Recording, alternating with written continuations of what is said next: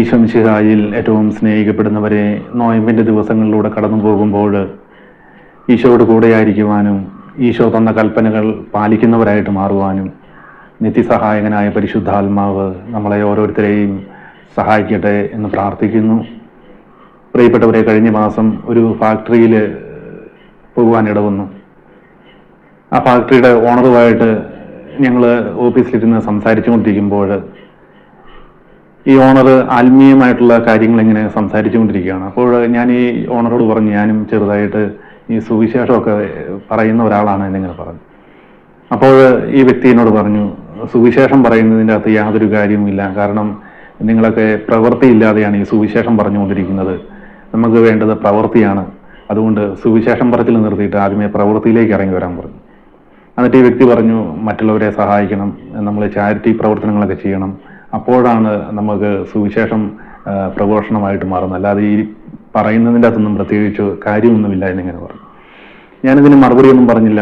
ഈ വ്യക്തി ഇങ്ങനെ പറഞ്ഞുകൊണ്ടിരുന്നു. കുറച്ച് കഴിഞ്ഞപ്പോൾ ഇന്ന് ഞങ്ങളുടെ ഗ്രൂപ്പിൻ്റെ ആരാധനയാണ്, അതുകൊണ്ട് ഞാൻ ആരാധനയ്ക്ക് പോവുകയാണ് എന്ന് പറഞ്ഞ് ഈ വ്യക്തി വേഗം പോയി. അപ്പോൾ ഞാൻ ഈ ഫാക്ടറിയുടെ ഉൾവശം കാണുവാൻ വേണ്ടി ഈ ഫാക്ടറിക്കകത്തേക്ക് കയറിപ്പോയി. അവിടെ എല്ലാം ചുറ്റി നടന്നിങ്ങനെ കണ്ടു. അപ്പോൾ അവിടുത്തെ ജോലിക്കാരുമായിട്ട് സംസാരിച്ചപ്പോൾ ഞാൻ ഈ ജോലിക്കാരോട് ചോദിച്ചു, ഇതിൻ്റെ ഓണർ എങ്ങനെയുണ്ട് എന്ന് ചോദിച്ചു. അപ്പോൾ ഇവർ പറഞ്ഞത് നല്ല 2 ചീത്തവാക്കുകളാണ് എന്നോട് പറഞ്ഞത്.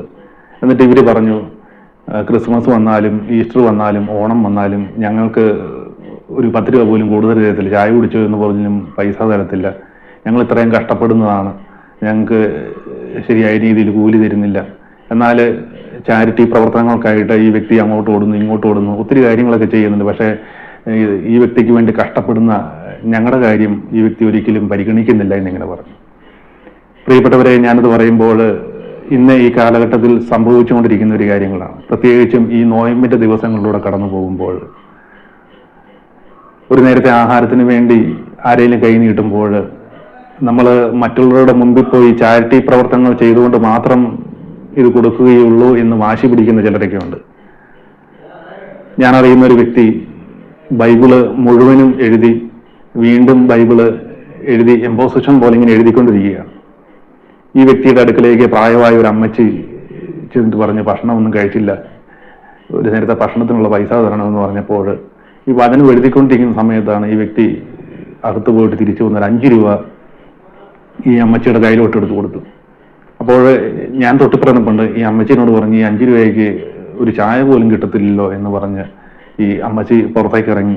അപ്പോൾ ഈ ബൈബിൾ എഴുതിക്കൊണ്ടിരുന്ന ഈ വ്യക്തി പറഞ്ഞു, ഇതുപോലെയുള്ള നാശങ്ങൾ ഇങ്ങോട്ട് കയറി പോകുന്നുള്ളൂ എന്ന് പറഞ്ഞ് വീണ്ടും പോയി ബൈബിൾ എഴുതുവാൻ തുടങ്ങി. പ്രിയപ്പെട്ടവരെ, ഞാനിത് നുണ പറയുന്നതൊന്നുമല്ല. ഈ നോയമ്പിൻ്റെ ദിവസങ്ങളിൽ പ്രിയപ്പെട്ടവരെ, ഈശോ പറഞ്ഞിരിക്കുന്നത് എന്താണ് എന്ന് ഒന്ന് ധ്യാനിക്കുന്നത് നല്ലതാണ്. നമ്മൾ മീനും മുട്ടയും മാംസവും എല്ലാം ഉപേക്ഷിച്ചിട്ട് നമ്മൾ ഇതുപോലെയുള്ള കാര്യങ്ങളിൽ നിന്ന് മാറി നിൽക്കുമ്പോൾ, എൻ്റെ ഒരു സുഹൃത്തുണ്ട്, ഞങ്ങളെല്ലാം ഈ ശുശ്രൂഷയില്ലാത്തൊക്കെ സമയത്ത് ഡ്രൈവിങ്ങിനായിട്ടില്ല റെൻ്റക്കാറൊക്കെ ഓടിക്കാൻ വേണ്ടി പോകും. അപ്പോൾ പലരും പറയുന്നൊരു കാര്യമാണ്, ഹോസ്പിറ്റലിലൊക്കെ പോയി 1 മാസമൊക്കെ ICUവിൽ കിടന്ന് 1-2 ലക്ഷം രൂപ ഹോസ്പിറ്റലുകാർക്ക് കൊടുത്തിട്ട് തിരിച്ചു വരുമ്പോൾ, ഇവരെ തിരിച്ച് വീട്ടിൽ കൊണ്ടുപോയാക്കുമ്പോൾ 1000 രൂപ കിട്ടുന്നിടത്താണെങ്കിൽ 500 രൂപ തരും, 500 രൂപ തരേണ്ടിടത്താണെങ്കിൽ 200 രൂപ തരും. ഇങ്ങനെയൊക്കെയാണ് കാണിക്കുന്നത് എന്നിങ്ങനെ പലരും പറയാറുണ്ട്. കാരണം ഞങ്ങളൊക്കെ ഇങ്ങനെ ഡ്രൈവിങ്ങിന് പോകുന്ന ആൾക്കാരായതുകൊണ്ട് ഞങ്ങൾക്ക് വ്യക്തമായിട്ട് അറിയാവുന്ന കാര്യമാണ്. പ്രിയപ്പെട്ടവരെ, ഇതുപോലെയൊക്കെയുള്ള ഹോസ്പിറ്റലിലൊക്കെ കയറി ഇറങ്ങുന്നവരുണ്ടെങ്കിൽ, ഹോസ്പിറ്റലുകാർക്ക് ICUവിലൊക്കെ കിടന്ന് ലക്ഷങ്ങൾ കൊടുക്കുവാൻ വേണ്ടി കാണിക്കുന്ന ആ ഒരു ആത്മാർത്ഥത ഇതുപോലെയൊക്കെയുള്ളവരുടെ വീട്ടിൽ ജോലി ചെയ്യുന്നവരോടും ഒക്കെ കാണിക്കുവാണെന്നുണ്ടെങ്കിൽ ഈ ഹോസ്പിറ്റലിൽ കയറി ഇറങ്ങേണ്ട ആവശ്യമൊന്നും കർത്താവ് നിങ്ങളുടെ ജീവിതത്തിൽ കർത്താവ് അനുവദിക്കത്തില്ല. ഞാനത് പറയുമ്പോൾ ഈ കഴിഞ്ഞ ദിവസം ഒരു വ്യക്തി വിഷമത്തോടുകൂടി പങ്കുവച്ചൊരു കാര്യമായതുകൊണ്ടാണ് ഞാനീ പറയുന്നത്.